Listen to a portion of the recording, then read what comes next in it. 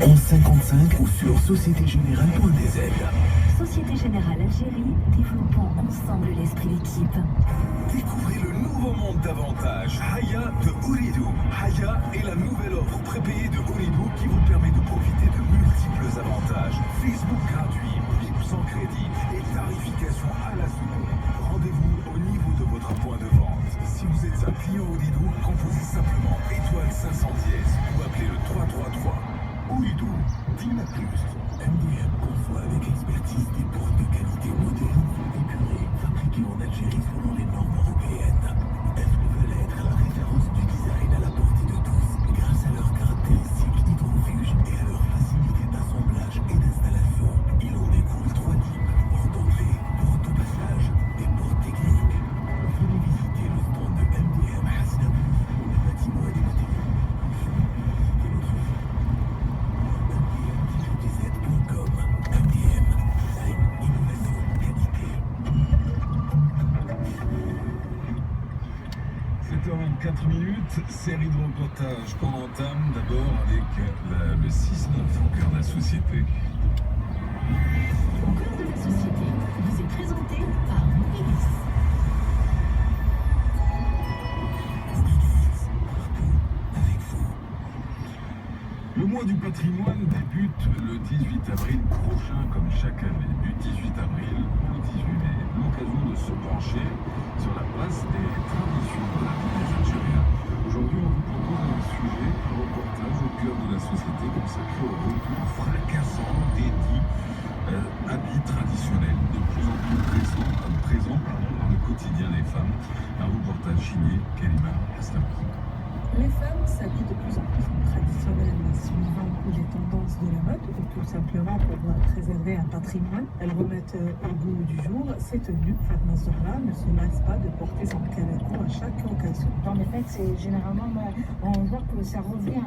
On voit que le calaco, il revient, la robe kabyle, elle revient, le kaftan, il revient, la tenue chaoui, elle revient. Ça fait plaisir de voir ça, les fêtes. Des habits, un héritage, mais surtout des traditions à préserver et à transmettre aux générations futures. Pour cette GIA, couturière à la retraite, cette grand-mère met un point d'honneur à ce que ses filles et petites filles portent le plus souvent possible sans habits. Ça nous fait plaisir. Les ولاد التقاليد تاعنا كيما الكراكو والسلوى المدور والحرمة الفطول وحيك مرمى وجبة القبايل والشعبية كانها تراديسيونال سي دي تراديسيونال ماذا بينا فرحنا بزاف كاع فوالا سا نو في بليزير تما ولاو العوايد تاع بلادنا ما ننساوش التقاليد ولادنا. Voici la jeune mariée. Pour son mariage, le traditionnel avait toute sa place. Pour elle, il s'agit avant tout de faire plaisir à sa famille. Porter des habits traditionnels permet, si on peut dire, de sauvegarder les traditions de mon pays. D'un autre côté, il ne faut pas se mentir, même la famille joue un rôle dans tout ça. Mais moi, par exemple, on est kabyle, mettre une belle robe kabyle, ça fait toujours plaisir à la famille. La confection de ces habits se transmet aussi d'une génération à une autre.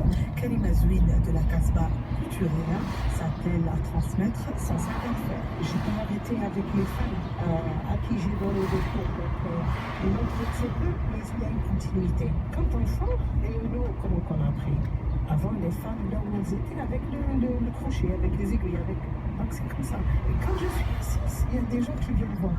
Automatiquement, ça, j'adore. C'est tout de suite prise. Donc, c'est indirect. C'est indirect. Parce que nous, les vieilles, si tu ne faisais pas quelque chose de bien, tu peux les déchirer. De plus en plus de manifestations sont organisées à travers le pays pour préserver ces habits traditionnels, un héritage de nos ancêtres. Au cœur de la société,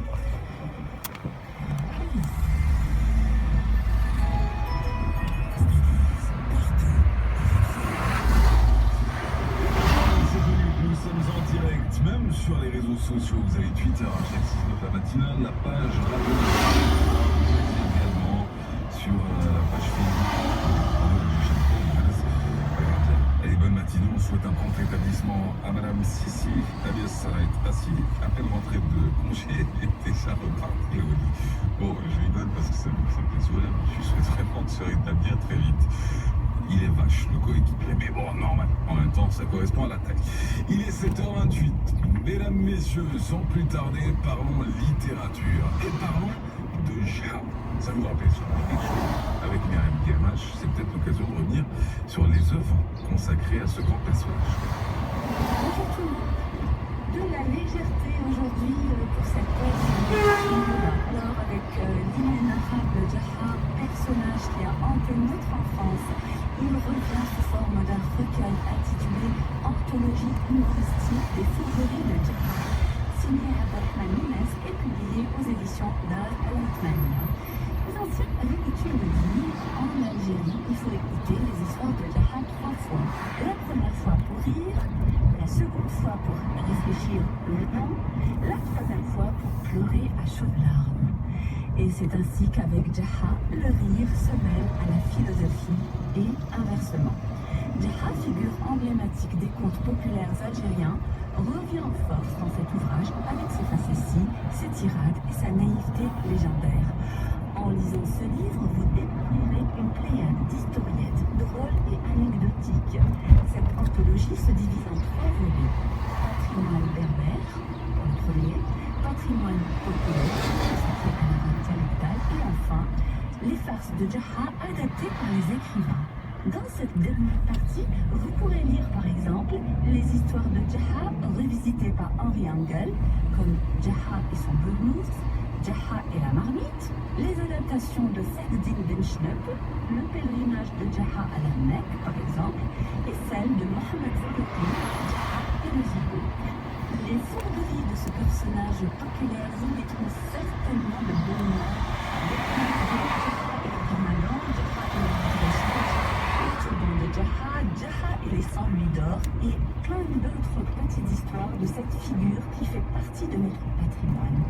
Partagez un coup de cœur du jour, anthologie humoristique des fourberies de Jaha de Abdelrahman Lounès. Ça coûte 350 dinars et c'est paru aux éditions Dar al-Othmania. Bonne lecture, à très vite pour de nouvelles feuilles à croquer ensemble. J'ai opté pour une carrière scientifique et c'est un effort de tous les jours. J'ai des priorités, mais aussi des besoins. Accéder à l'information, à la technologie, affiner mes recherches et organiser ma vie. Je tiens à mon indépendance et ce n'est pas facile à assumer au quotidien. Voter, c'est décider de notre voie d'avenir.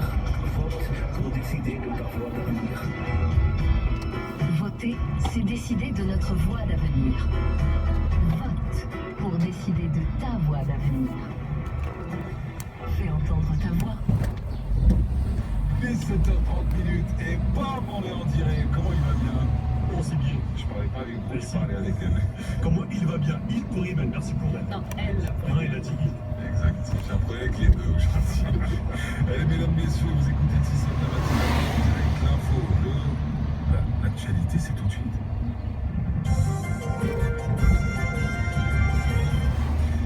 Et l'actualité de ce matin, d'abord avec la météo qu'on entame donc avec ces petits passages nuageux un peu partout sur les régions nord, mais qui devraient se dissiper en cours de journée, pas de quoi s'inquiéter, des températures qui vont augmenter, 25 sur la capitale, vous êtes sur du 28 à Endefla, on est sur du 26 entre Tlemcen et Oran, on est sur du 22 degrés entre Annaba, Batna et Béjaïa, au sud du pays, par contre ça chauffe, plus de 30 degrés partout, vous avez 38 à Tindouf, 37 à Ngezem, 39 à Adrar, 35 à Ardea, il fera chaud aujourd'hui.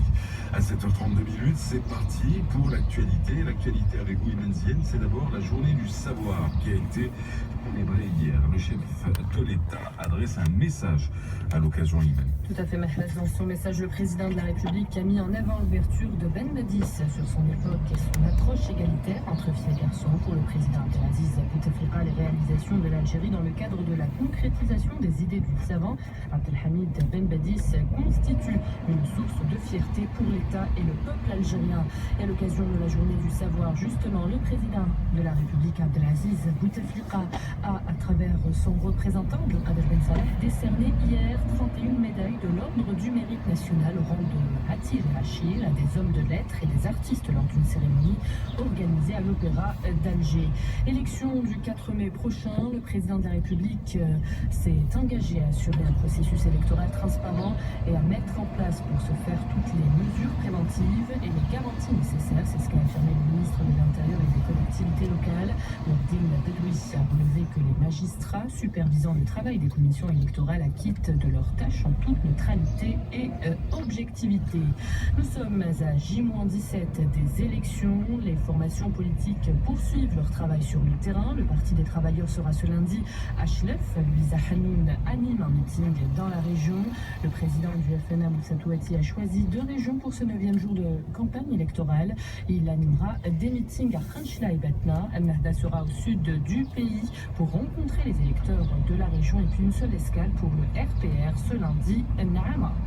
On reste avec les législatives. La capitale des Hauts-Plateaux, connue pour être une agglomération stratégique, renferme d'indéniables atouts économiques pour ces législatives. Sétif compte 18 listes pour 19 sièges à la députation. Soraya Roslan. Avec un corps électoral d'environ 1 million d'inscrits, Sétif est classé au 2e rang après Alger. La capitale des Hauts-Plateaux part en course pour ses prochaines législatives avec 18 partis en lice, dont 2 sous forme d'alliance. À Sétif, il n'y a aucune liste indépendante. Les partis présents à cette compétition ont décidé de reconduire d'anciens élus locaux et députés, à l'exemple du parti du FLN, dont le tête de liste est un ancien PAPC. Même scénario pour le RND, qui lui aussi table sur un ancien député à l'Assemblée populaire nationale. Autre indice à relever, pour la première fois, le Parti des travailleurs met en tête de liste une femme enseignante. Elle jouit d'une grande réputation dans la wilaya de Sétif. La promotion de la représentation des femmes au sein du Parlement n'est que le résultat des efforts du gouvernement mis en place pour défendre les droits des quotas à l'Assemblée. Pour ce rendez-vous électoral, la plupart des partis en lice ont privilégié la femme. On la retrouve souvent en 2e position, voire même en 3e. 19 députés vont représenter la wilaya de Sétif dans la prochaine Assemblée populaire nationale. Pour rappel, lors des élections de 2012, le FLN avait arraché 8 sièges, les Verts 5 sièges, le RND 3 et la NR 3 sièges.